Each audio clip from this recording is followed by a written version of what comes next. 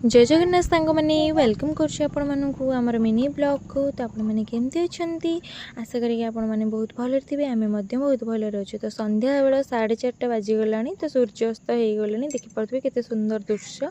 तो आम बाहर नयगढ़ डायरेक्ट कोटगड़ पार्क। तो आम आसी कोटगड़ पार्क रे पहुँची जाइए। तो एंट्री करू करू फास्ट रू गेट सामने तो एमती सब साजसजा कर आगुरी एटा नथिला।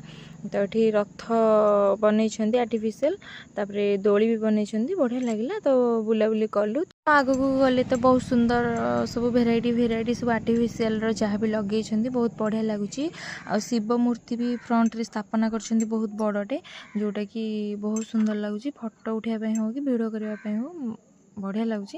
तो से भितर भितर बहुत जगार से पार्क टाक बनई जो भाई भाव कि राति गले लाइटिंग सिस्टमटा जहाँ भी कर बहुत सुंदर लगुच। तो ये भितर किसी खेलना भी बिका हो जोटा कि मो पु देखिए कांदिला गोटे लाइटिंग बल्टे नब बोली। तो से भितर आसिक तार खेल चलती। तो बर्तमान तो कोटगड़ पार्क फेमस चलती जेहेतु हाईलाइट हो जाइए समस्ते बुलवाक आसुंच। आ संध्या बेले तार दृश्यटा बहुत माने सौंदर्य भरा जेहेतु लाइटिंग लाइटिंग ही लाइटिंग। तो ये नुआ स्टैंड रे रखिछन्ती गरिला रखिछन्ती जोटा कि छुईबा कि लागिबा मना जस्ट खाली देखिपर जहाँ कि फोटो उठे पार। आउ ट्रेन गाड़ी होंगे सब पिला सब रखी जहाँ भी दोली फोड़ी जहाँ सब जहाँ भी रखी खेली पार। कि मो पु तो गलानी खेलवाई कांदिला भय लगुच से गलानी तले अच्छे जेहेतु पहाड़ डिजाइनिंग टाइप रो सब साजसजा कर। तो एपट साइड रे चलिकी जावाक पड़ो। तो गेट गेट टाइप रो सब लाइटिंग सिस्टम रे खंजा है सब बहुत बढ़िया लगुच। बाबू आमर पूरा चली चलिका थकी गले कहीं पुओ को धरिकी भी जाऊँच ना आसला बेलू अल्प टिके समय खाली से तले रही ना नहीं से धरिकी बुलूंट जुआड़े भी जाए मोर एति टेंशन नहीं पिला को ता बाबा धरिकी ही बुलूंट जुआड़े भी जाऊँ आम।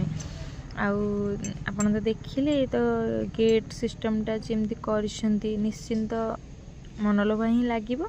आउ चलतु जीवा एपट साइड की कौन अच्छी कौन नहीं चलते देखा। जेहेतु 4:30 आसलाणु तो बुली बुलिका 7:30 बाजिगला संध्या हो गला। तो ये आमर कहले कि चल जल्दी बाहर जीवारी संध्या राति गले भल लगे ना।